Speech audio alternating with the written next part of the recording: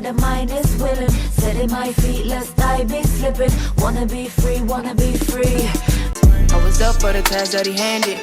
Promised he wouldn't regret it. I'm holding it down to the casket. I'm holding it down like a bandit. I'm African, and ain't nobody with my sort of vision. Everything that kills me makes me feel alive. Well, it was just a dream, just a moment ago. 'Cause I was up so high, looking down at the sky. Don't let me fall. Chosen people hate what the world seeks and seeks what the world avoids. These are beautiful words from Ignatius Loyola. My intentions for creating this video is to connect it to spiritual and conscious concepts, but mostly religious concepts as well. Sticking to my video analysis mantra, if you will, of how the whole is different from the sum of its parts. This spiritual, conscious, and or religious analysis is to help you look deeper at what's being presented. I'm using the intricate details of this movie to describe the teachings of consciousness and spirituality. And lastly, to emphasize certain points. So if you're ready, let's begin. Chosen one, rite of passage, golden ticket, passing the test, and passing the baton. Now, normally when I do these movie analysis, I give a synopsis of the video by retelling the movie. Then I talk about my key points and or the symbolism I find within each movie. For this movie, I want to tell it in a different way by going over the timeline of the demon knights. I'm going to call this order the first demon knight, and then I'll continue on with the sequential order of every other demon knight thereafter. In the beginning, God created the heavens and the earth. And the earth was a formless void, and darkness covered the face of the deep. But the darkness wasn't empty. It was full of creatures, full of demons. And they had 7 keys formed into a circle to focus the power of the cosmos into their hands. Until God stepped forth and said, "Let there be light." And there was light. He scattered the demons. And he scattered the keys all across the universe. Now we fast forward about 2 or 3 million millennia. Now the demons are back. They got 6 of the keys. And one day they find the 7th key here on Earth. Now to save it, God filled it with the blood of a carpenter who was being crucified by the Romans, and gave it to a thief named Sirach. In the book and in the movie, the first demon knight is Sirach. We know this because Breaker had multiple flashbacks of him, and Jeryline gets her own visions of him when she is turned into a demon knight. I want to create this story based on the timeline starting with the creation of the universe.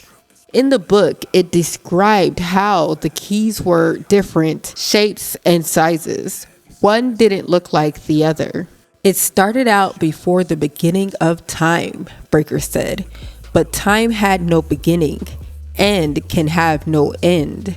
The keys in various forms were always there. Breaker also described how the demon, who is known as the salesman in the book, but is referred to as the collector in the movie, became powerful, and how this key was adapted in order to protect it. The salesman isn't dumb like the others. He amassed his intelligence of the old ones, the original demons, and was able to gather up 6 of the 7 keys. Then came the day he learned of the last one right here on Earth. The keeper of the key at the time, a man named Sirach, was under attack by the salesman, and the same things we face just outside this door. Sirach found a way to protect the key. He carved a vial out of pure quartz and adapted the key so that it became part of it. He traveled by donkey or camel or who knows what to a small country under Roman control and filled the vial with the blood of a young heir to the throne of Israel as he was being crucified, as his blood dripped down the cross. This would have taken place between 200 to 175 BCE. Hold that thought. I will come back to that time frame later on in this video. In the movie, Breaker has his first flashback of Sirach. We see him with the adapted key running from the demons. He stops running and attempts to give the key to the demon that was chasing him.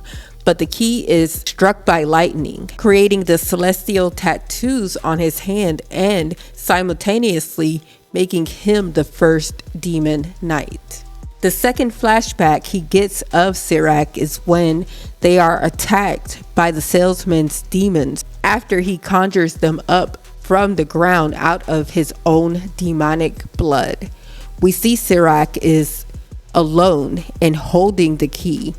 He realizes that the blood of Christ burns the hand of the demon, so he filled the vial of the key with the blood that was dripping down. I believe that these two short scenes of Sirach turned him into a believer. I say this because in the movie, Breaker says that the key was given to a thief named Sirach by God. And gave it to a thief named Sirach. And in the book, it's stated that he found a way to protect the key. My mini theory is that God created different ways to protect each key, and this just so happens to be the way to protect this key here on Earth. Moving on down the timeline, Breaker continues explaining the story. The guardians of the key through the centuries have refilled it with their own blood, but a trace of the original always remains. As the millennia passed, the salesman consolidated his power. You all might have noticed how down-home dumb the demons are, the ones outside this room right now. For this section of Breaker's story, I will only go by the dates that are given in the book because they don't align with the dates of the actual wars that are mentioned. Fast forward to the early 1800s. The man who was the keeper of the key, Harrison, was born in 1807. Breaker says, the man who passed the key to me was named Harrison. We were in France together, World War I. He filled it with his own blood as he lay dying in my arms. He transferred the celestial mark to my hand at the moment of death. Harrison, the man who passed the key to me, had been born in 1807. He was 110 years old when he was killed. Shot by a German, Willie suggested. Killed by the salesman, Breaker said, as were all the others before him. The book describes in detail the moment Breaker is with Harrison and how he passes the key to him. His mind jumped back to his own initiation into the club. It was a moment he wished had never happened. He had not asked for the key and the duties it entailed. He was just a private in the army trying to keep from getting his ass blown off. His commanding officer had been Lieutenant Stephen Harrison, who had found life in the military to be the best way to keep the salesman away. He had not known he would be shot in the trenches of World War I. He probably had not known who the next keeper of the key would be at all. But Silas Breaker had been there to watch him die. The assault had failed. It was summertime, but the fog was thick and cold. Harrison had caught a bullet just as he and Breaker dived into a shallow, unfinished trench. French flares were wafting down on their little parachutes, creating a fantastic moonscape of tattered trees and cratered earth. Breaker and Harrison were caught between the lines, doomed to wait for the next attack to jump up and rejoin their unit, or to die under the next hail of artillery fire. In that ungodly light, Harrison had taken the key out of its pouch and begun filling the orb with the blood that was bubbling out of the huge hole in his guts. As he did so, he told Breaker the history of the key, of a man in biblical times named Sirach, who made the orb and filled it with Christ's blood. As a last act, Harrison had pressed Breaker's palm against his. If Breaker had doubts about the story, he lost them in a hurry. Intense pain stabbed his hand. Green light shot between the creases of his skin. It was only when Harrison's strength was gone that his hand fell away at last, and Breaker had inherited the tattoo. On-the-job training followed swiftly. A huge, curious rustling grew over the battlefield. The flare swung and danced in the sky, pushed by a sudden, unnatural wind. Silhouetted against them were creatures with broad, flapping wings and bloated, hideous bodies the size of a very fat man. "You'd better run now," Harrison said. He pulled the pouch out of his uniform and put the key inside, then hooked it over Breaker's neck. "Run now and never stop." Those were his last words. Confused and terrified, Breaker had scrambled out of the hole as the creatures alighted and began to tear Harrison apart. One of them swooped down and fastened its claws into Breaker's back. A machine gun somewhere chattered. Then another. The winged demon fell away and began to flounder about with its wings in shreds. Artillery opened up on both sides. The war kicked back into full swing, and in the chaos, Breaker made it back to his own lines. What a happy ending. Breaker had never been so surprised to be alive. It was only later, during periods of depression as the years ground on, that he wished a bullet or bomb had ended his life that night. He had been 19 years old, the same age as so many millions of boys on both sides who died in a war that made no sense and only led to another.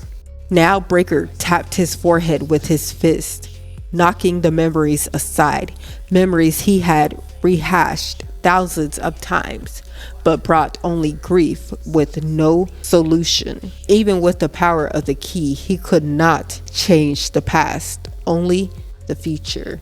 This is also the time frame when the demon gets his new name, The Salesman, by Harrison. To Breaker, it would be no surprise. Like any good salesman, you have to keep knocking on doors to find the right buyer. And maybe that was why Harrison, whose blood was running dry in the key, had dubbed the evil one just that, the salesman. The guy just never knew when to give up. For 2,000 years, he had tracked the last key of the 7, yet here he was in Wormwood with his bag of samples and his hearty handshake, knocking on doors. I just want to quickly mention that in the book, the lieutenant's name is Harrison, but in the movie, his name is changed to Dickerson. For the sake of storytelling, I'll keep the name as Harrison. In the movie, Breaker gives a short version of how he acquired the key on August 23rd, 1917.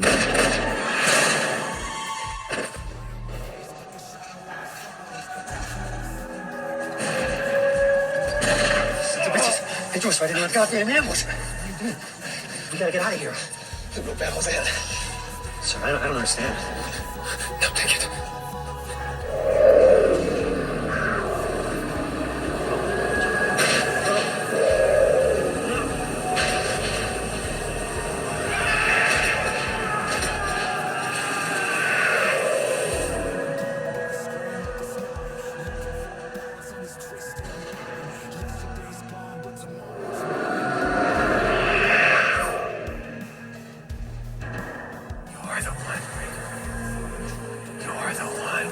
After that, he went on to live a normal life for the time being until the salesman shows up whenever and wherever he was.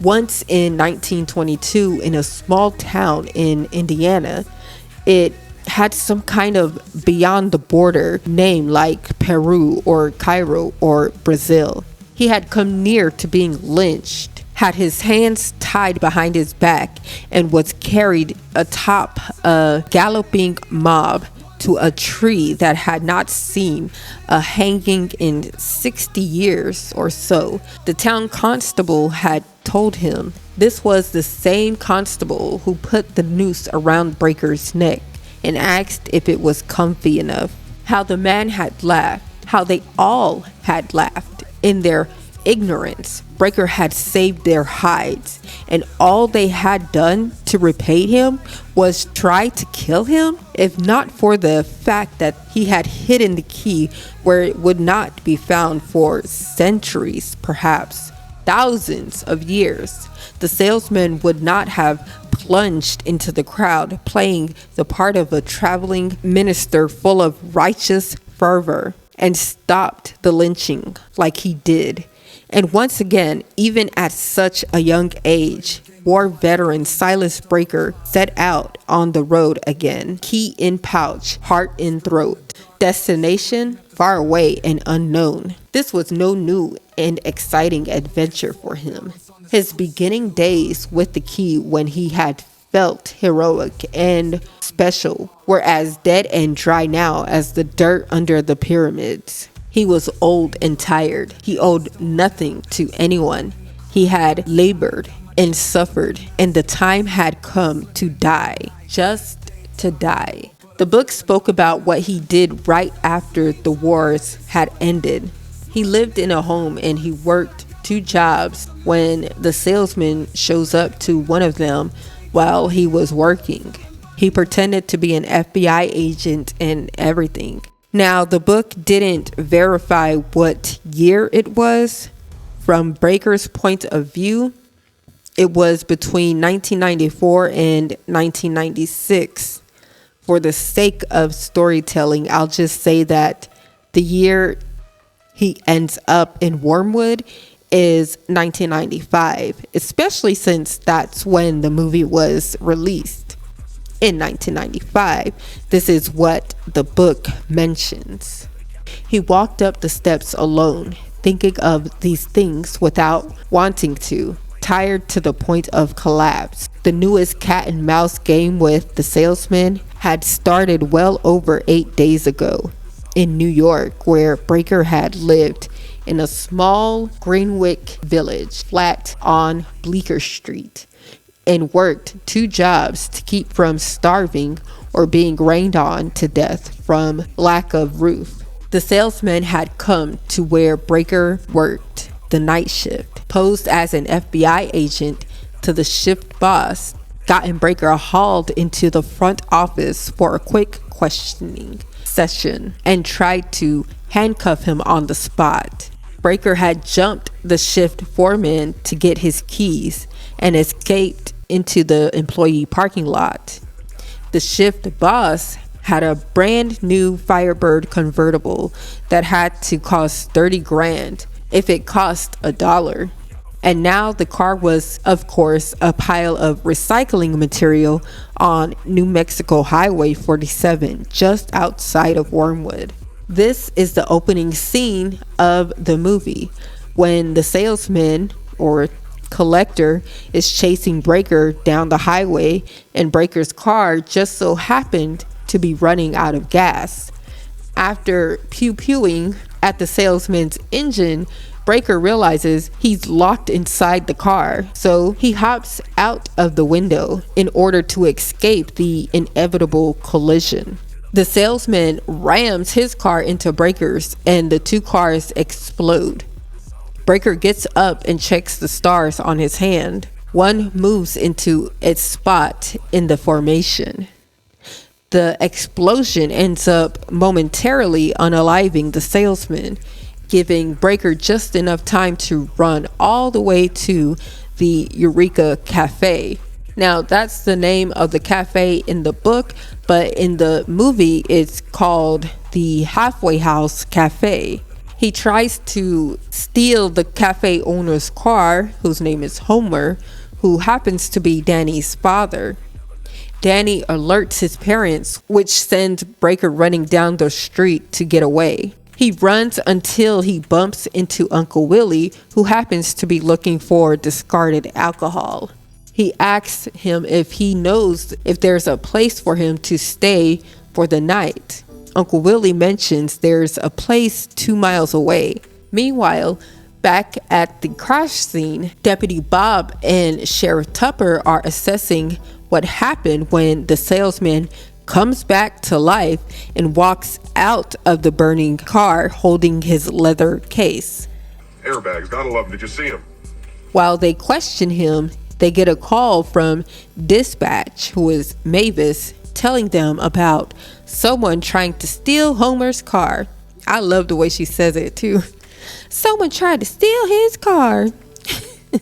They decide to go to the cafe, and the salesman hitches a ride with them. Cutting back to Uncle Willie and Breaker walking up to the Mission Inn, Breaker checks his palm again and sees that the last star is moving into alignment. Just the place I've been looking for. This lets him know that this is where he needs to be. This is where the proverbial battle will take place. After he gets settled in, he has some supper, and Cordelia offers some dessert, if you know what I mean. You hurry up and finish it. I'll take care of dessert. Someone comes to the door and it makes Breaker tense up, and that makes Irene suspicious of him. It turns out to only be Roach. He's here for a date with Cordelia. While those two create music in the air, the other guests get to know each other. Moments later, the salesman shows up with Deputy Bob and Sheriff Tupper. While they question Breaker, Mavis calls in and confirms that the cars Breaker and the salesman were driving have been reported as stolen, and that Breaker has been unalive now for at least 5 years. By the minute. According to the computer, Frank Breaker died over 5 years ago. We're off to a pretty bad start. Uncle Willie rats out where Breaker hid the key. I know where it is. Damn, it just occurred to me. Hell, I watched him stash it. Didn't even know. There was no. I'm sorry, mister.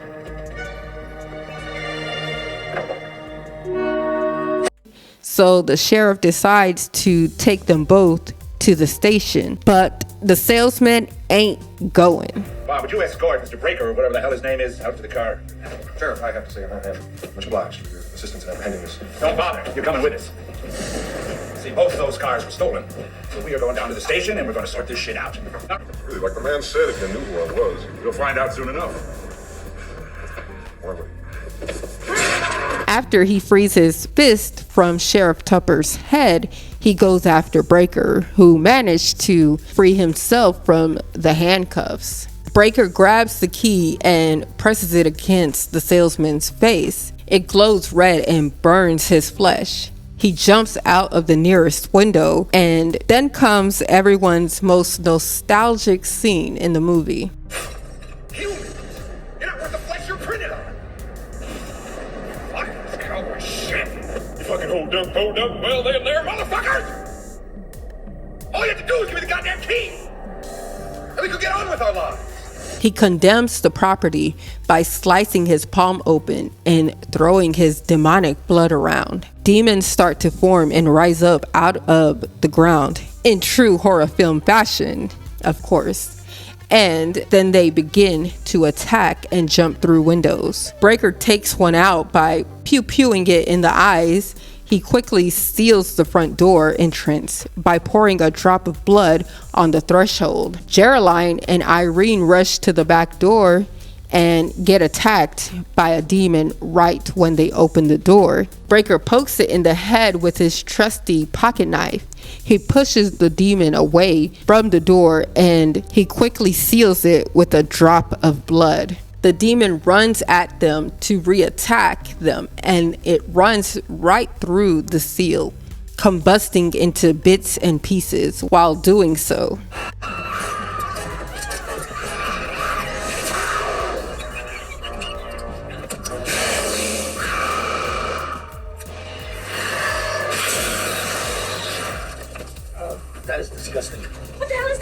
The demons get quiet right after, and this makes Roach believe that they have time to escape. Now pause. I want to quickly mention that in the book, Roach has tried to get them to leave the house multiple times. I must say, it was kind of annoying to have to read through. Mainly because every single time they almost get killed, and Breaker, being the Heart of Gold protagonist, had always come to their rescue. In the movie, they tried to leave the house the first time through the front door, and Roach leaves Cordelia outside with the demon while he scurries back into the motel. Cordelia punches the demon in the face and then immediately apologizes like a true streetwalker without her pimp. I'm sorry. Wally comes to her rescue and gets knocked out in the process. The salesman bumps into the seal and asks Breaker for the key. Get ahead. Give me the key, Breaker, for crying out loud. As if it's some simple object to just hand over. Breaker uses a drop of blood to seal the window, and Irene asked him, What the hell are those things? Demons or something? Worse. Roach has a bitch fit about it. Demons. Oh, that's sweet. That's just fucking sweet. And they want to kill us because of you? Well, who's gonna protect us? You? Deputy Bob? Or the Headless Horseman over there? Breaker tells them that as long as they stay inside and stay together, they'll be all right. Roach threatens to give the key to the demon, and Breaker demonstrates his willingness to kill anyone in order to protect the key. He makes his way upstairs to seal off all of the rooms. When he sees the cross in the windows painting lights up by the lightning, he gets his first flashback.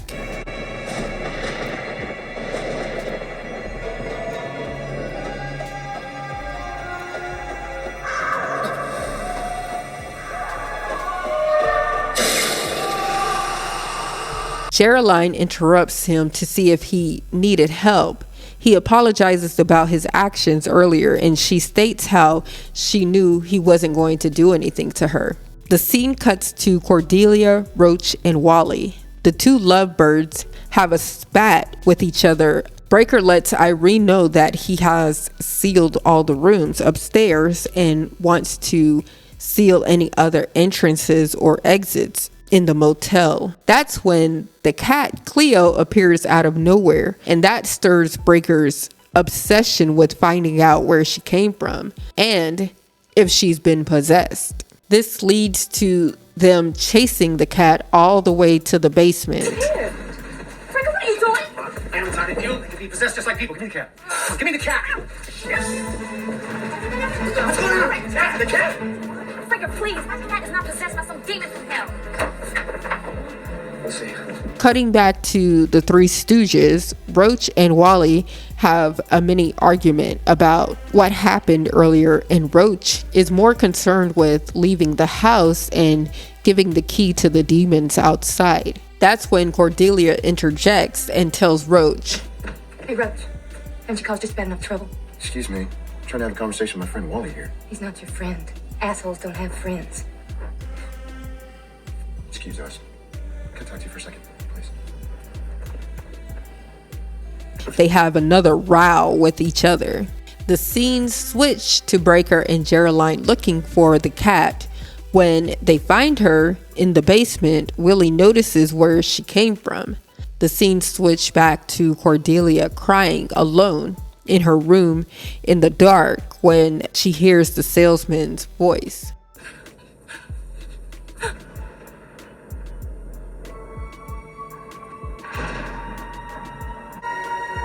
All you have to do is let me in. Let me in. Let me in. Let me in. Cordelia? We cut back to everyone in the house discovering the mines down in the basement. All of a sudden, they hear Wally screaming upstairs, and they all rushed to go see what all the fuss is about.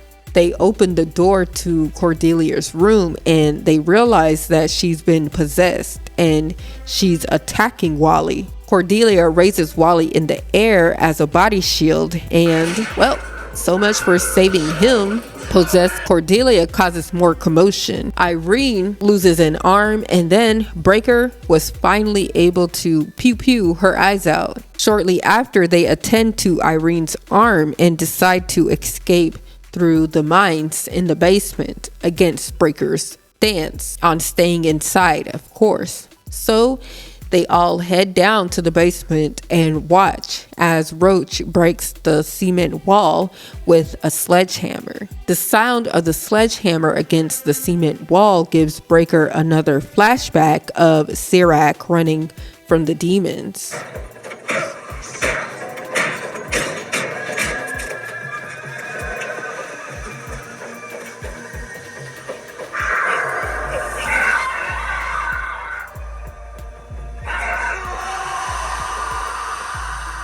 Breaker snaps back into reality once Roach breaks the wall down and they start walking through the mines while Breaker lags behind to seal the hole. As they are walking through the mines, Jeryline finds Danny curled up and crying on the ground. His parents emerge from the darkness of the mines, but they've been possessed and they are accompanied by the other demons from outside. Jeryline yells to alert the others that the demons are in the mines as well, and they all scramble to run back to the basement. Once they make it to the basement, Breaker lets them know that the hole is sealed and the demons can't get through. Hey, Chief, don't worry. They can't get past the seal. But Roach breaks the seal by pew-pewing Homer. This is for 4 years of minimum wage, you asshole.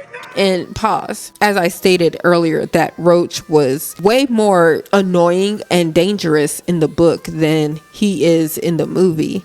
Anyways, they all make it upstairs where it's been sealed from their tussle with Cordelia earlier. Breaker checks to make sure that Danny isn't possessed. He asked Danny why he was in the mines. He asked about ammo and realizes that they are low on it. This is when Breaker has another flashback. Only this time it's about when he was in the war with Lieutenant Harrison and him becoming a demon knight.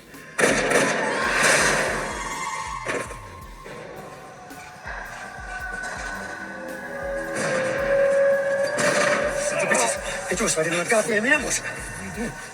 We gotta get out of here. Who the hell's that? Sir, I don't understand. Come take it.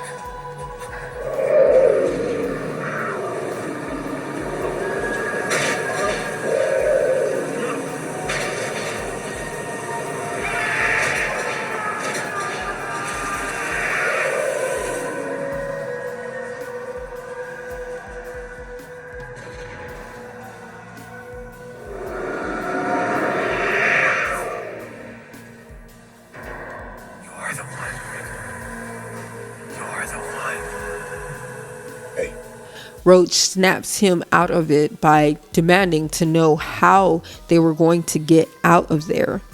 He responds by saying that all they needed to do was to survive the night. That's when Irene co-signs what Roach is saying by asking for a deeper explanation of what is going on. That's when he decides to explain to them everything from the beginning of time. I've already included that in the very beginning of this video. What I would like to do is incorporate Breaker's explanation from the book. It started before the beginning of time, Breaker said, but time had no beginning and can have no end. The keys in various forms were always there. In the beginning, the earth was a formless void, and darkness covered the face of the deep.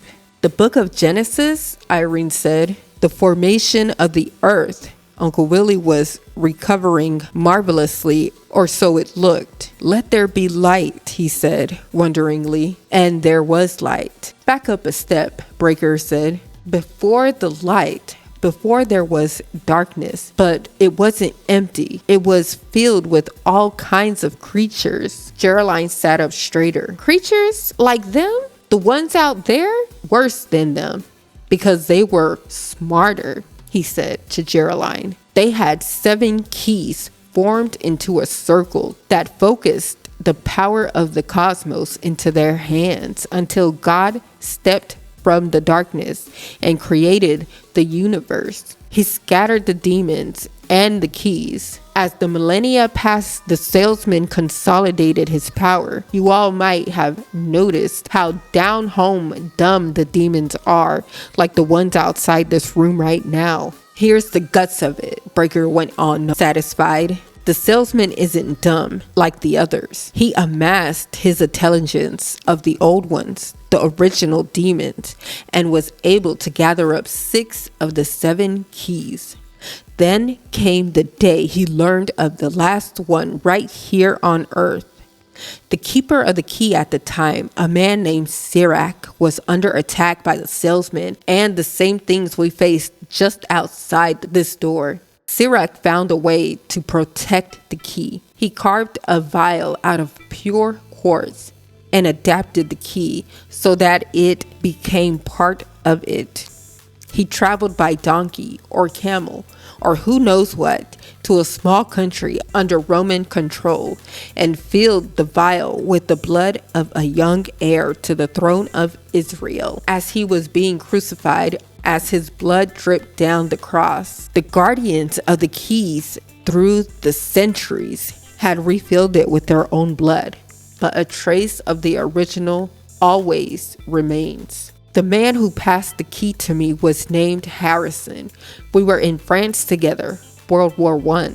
He filled it with his own blood as he lay dying in my arms. He transferred the celestial mark to my hand at the moment of death. Jeez, that would make you, Breaker nodded slightly. There exists one benefit or side effect of being chosen, the keeper of the key. You get to live until the time comes to pass the key again. Harrison, the man who passed the key to me, had been born in 1807.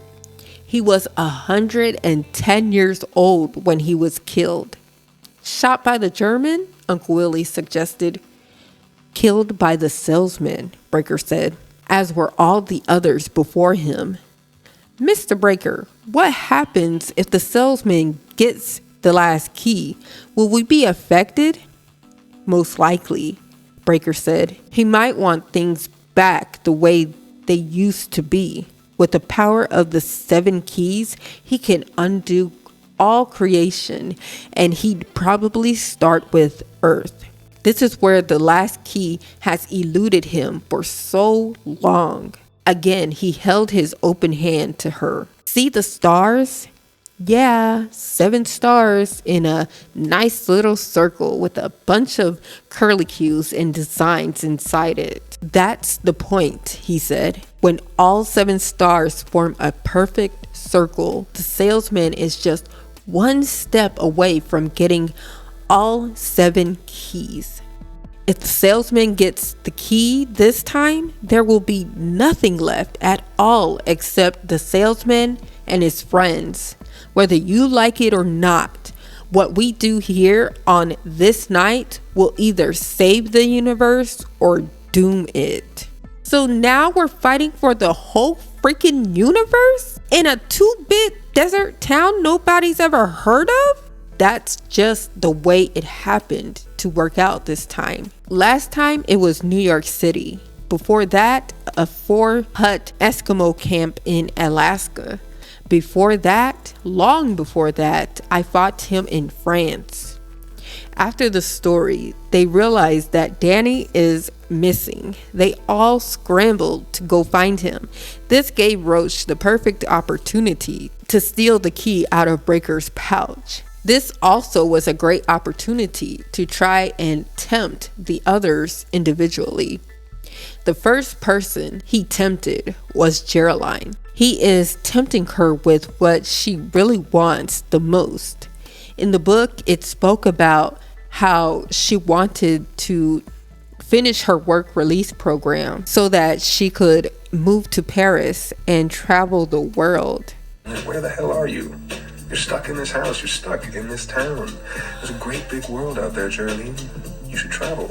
You can see it all. I can help you. You want Paris, Rome, Athens, you got it. Of course, if you don't help me, well, that's a whole other picture. There is a big portrait of her on the wall that has something moving behind it. The portrait starts to bleed and then it falls down like a curtain, revealing what is behind it. It's Breaker's body being eaten by demons. In the book, it says that he was still alive while being eaten, but in the movie, he's clearly unalive. The salesman appears behind her. I'd like to take this moment to point out how almost every grown adult man in the book wanted Jeryline, even though she was too young for any of them. Now we'll skip over that part, just like we're going to skip over her spitting in his face because, girl, who raised you? Nasty. She walks out of the room looking traumatized and no one notices. Irene notices that Uncle Willie is MIA and she takes Bob with her to go look for him. They find the stairs that leads up to the steeple. They find Uncle Willie and Danny, and Irene tells Uncle Willie to take Danny downstairs and to go get Breaker in the key. Her and Bob stay behind and pilfer through Wally's mail bags. Uncle Willie looks for Breaker in one of the rooms that happens to be the moment the salesman uses to tempt him with booze and boobs. I hope I can say that word here on YouTube. I would like to include a couple of lines from the salesman saying what he says to Uncle Willie as Uncle Willie drinks the alcohol that he accepted. Wait till I tell you the one about the town drunk who finally took his last drink, the salesman said, suddenly serious.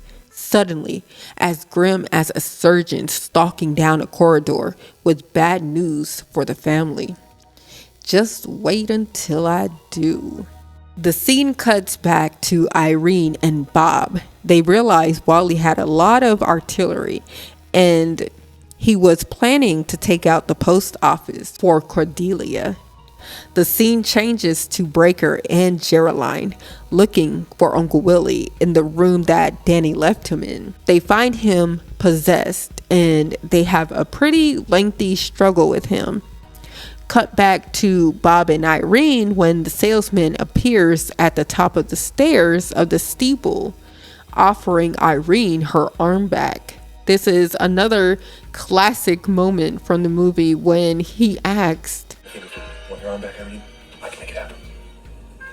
Is that a yes? No, that's me giving you the finger, asshole. I'll be back.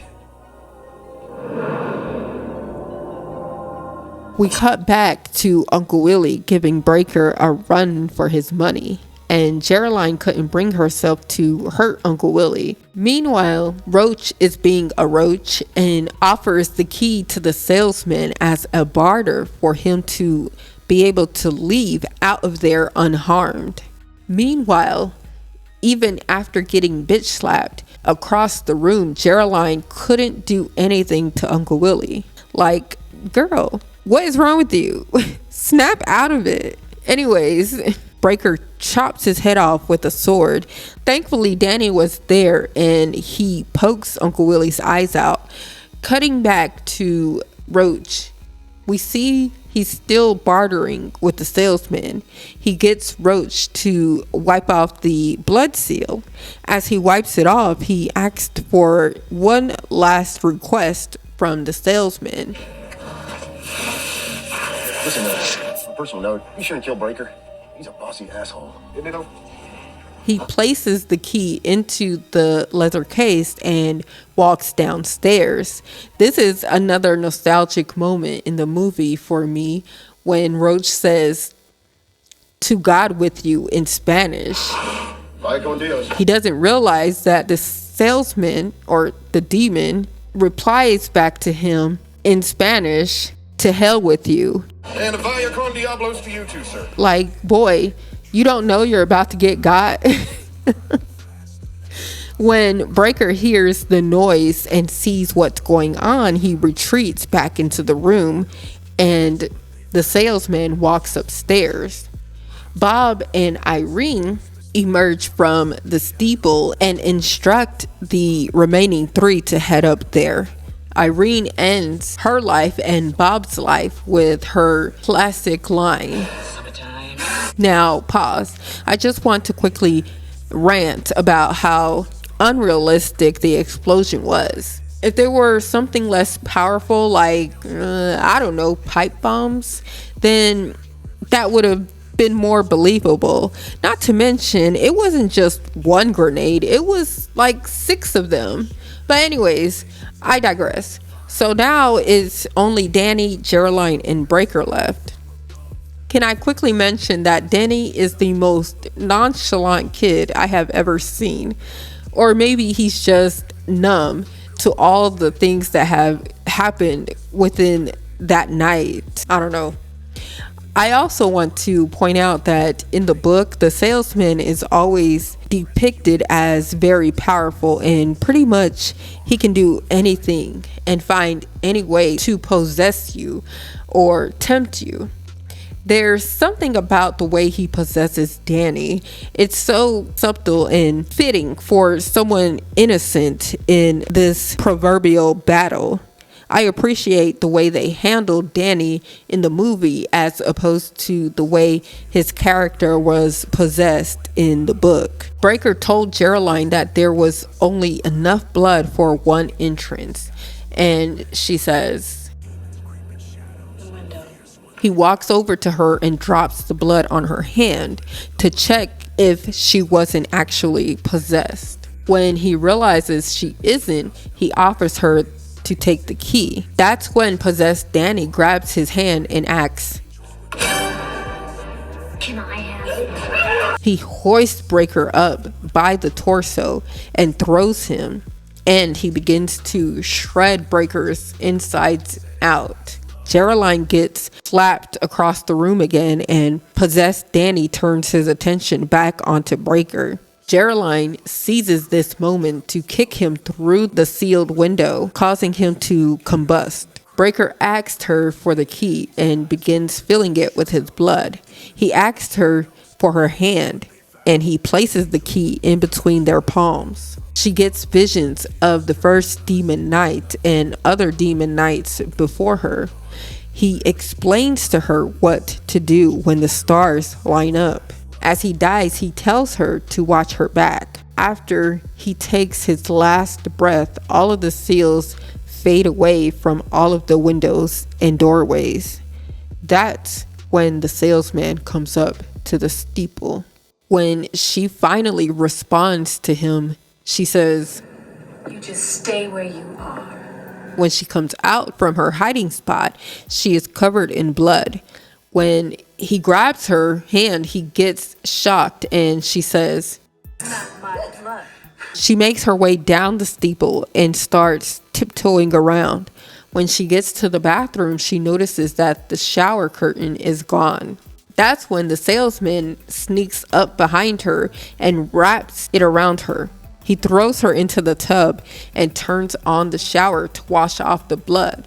I loved how in the book it described her thinking to herself, what would Breaker do in a moment like this? And she used that poking his eye out moment to be a diversion for her to put the blood in her mouth and hold it in her mouth for the amount of time that she did, and then finally spitting it out on his face. I want to read what the book says about her reflection on spitting Breaker's blood out on his face. It would have been disappointing, she later on reflected, if he had simply melted like the Wicked Witch. It would have been disappointing if he had exploded like an overloaded boiler. it would have been disappointing if he had burst apart into 100 little demons with squeaky voices that bumbled about in terror and then ran away. Instead of those options, he chose the one that's most fitting his personality, the one that told her without doubt that he would be back soon and that he would be looking for her. Jeryline survived the night. Waking up on the floor, she heads back up to the steeple to Breaker's body to refill the key with his blood. In the next scene, we see her tucking the key under her jean jacket, and she picks up her bags to board a bus. Before she takes a seat, she seals the bus entrance with a drop of blood. Smart girl. The bus takes off down the road, and Jeryline looks at the stars on her hand. One star is already in its formation. The bus comes to a stop, and we see a man in a business attire with a leather case, standing waiting to get picked up. He examines the seal on the entrance and declines to board. He watches the bus drive down the road. Fast forward to what the crypt keeper says about Jeryline. You'll be happy to know, kiddies, that Jeryline lived happily ever after. In fact, I even got a ghost card from her. She's traveling the world and having a fabulous time. Now, I want to share what the book says in the epilogue and in the author's final interlude.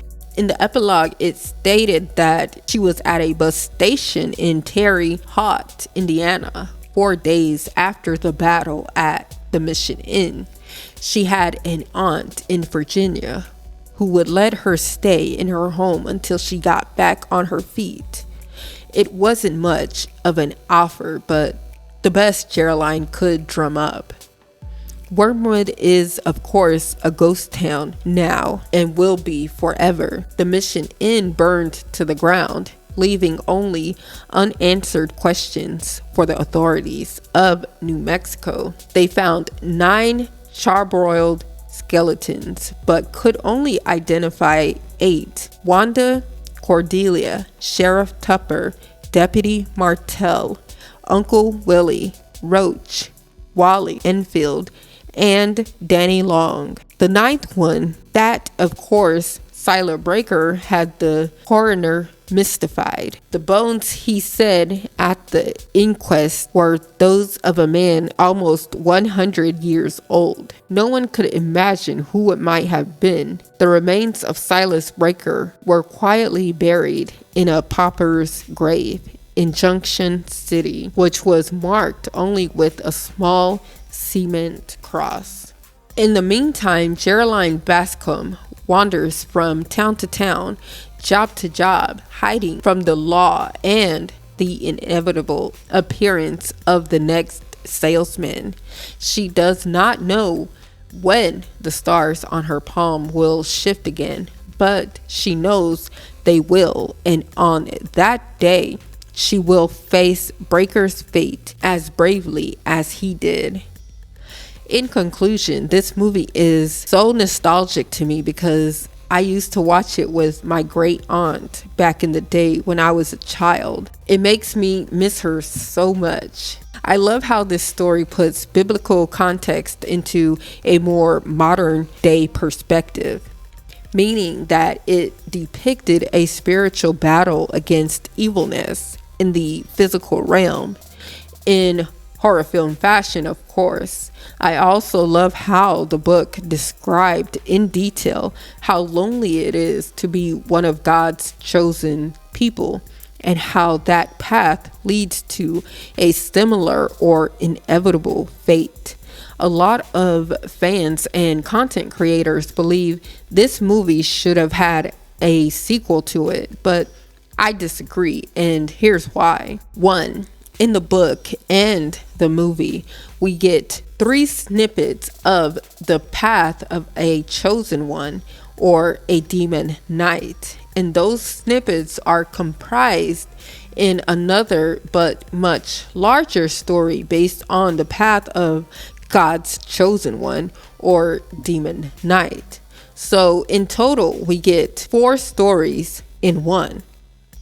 Number 2, aside from what the movie showed us, how Jeryline's story begins as a demon knight, and what the book tells us as an update, we as viewers can imagine what her story would look like as a demon knight. I think that's what the writers wanted to do. Yes, it could have been its own lore, but that would take away from the mystery of it all. Plus, I would like to view it in the way Jeryline viewed the shooting star she saw the morning after the battle. Distantly, a touch of orange stretched across the sky. A nomad asteroid, she supposed, or the salesman going back to the center of the cosmos to regroup and make new plans. Or, she thought with a smile, it was Breaker's soul, free at last. Free to live, free to love, free to sleep, from now until forever. 3. As an addition to the last point, the book already told us the beginning of her journey and how her journey would end. We just don't know the middle portion of that journey. And lastly, it's kind of like the Jeepers Creepers franchise. Jeepers Creepers 1 and Jeepers Creepers 2 were chef's kiss, but Jeepers Creepers 3 was a complete dumpster fire. So if they aren't going to do it in a way that makes sense, then they should leave it be. 4. I believe that if they are going to make another version of this story, then the salesman would have to come back bigger, badder, and better than the last one, because in the book it did say that he consolidated his powers over the millennia, and I feel like he would have to do that again for the modern times that we are in right now. Now, with all of that said, this leads me to my next point of the video. The rules of a demon knight, the salesman, and the battle. And these aren't in any particular order. Number 1, as long as they stay inside and stay together, they would be safe. This was one of the simplest rules in the book and movie, but that seemed to always be a hard thing for them to do. Number 2, if you don't all get killed in there, you'll wind up like Cordelia. So I might as well be on hand to end it. Kill you when you belong to the salesman. You are my enemy. I pop you with a drop of blood, you die, and I live on to guard the key. This rule kind of explains why a keeper of the key would live on for so long without handing it over to anyone else. Breaker did express in the book how he failed at keeping other people safe or alive, mainly because they didn't want to listen to him, or they refused to fight without a good and or proper explanation. This explains why he was irritated or exhausted, if you will, when he was explaining the story from the beginning. God damn it, I'm not making these rules up. And I didn't ask for this. All right? You want to know what's going on? Shall I tell you? Hence why the next rule exists, and that is number 3. There exists one benefit or side effect of being chosen, the keeper of the key. You get to live until the time comes to pass the key again. As Breaker said in the book, that the man who passed the key to him was 110 years old. If you care to know, by the time Breaker passes the key to Jeryline, he is 97 years old. But he still looks like he's middle-aged or younger. By the time he gets to Wormwood, New Mexico, Breaker is 97 years old. 1995 minus 1898 gives you 97. Number 4. With the power of the 7 keys, he can undo all creation. Number 5. When all 7 stars form a perfect circle, the salesman is just a step away from getting all 7 keys. Number 6. The 7 stars are aligned in a circle right now. At daybreak, they will switch out of alignment if I am still alive. I already explained in point number 2 why this has happened before. This is also why Breaker says to Jeryline as he's passing away that When the stars align, you'll know what to do. I can't tell you how long. Maybe a lifetime. Maybe several. And on that day, you'll fight. And when that night is over, you'll do what I just did. Number 7. When the salesman declares war on Breaker, it was always a declaration that spared no one around him. Number 8. This key only works for me, he said. To you, it's just another piece of metal, won't do a thing. This rule is kind of meh because in the book, he only trusted Jeryline with the key. On multiple occasions, he gave it to her to hold and to use without knowing if she was actually going to be a chosen one or not. So yeah, this rule is kind of muddy.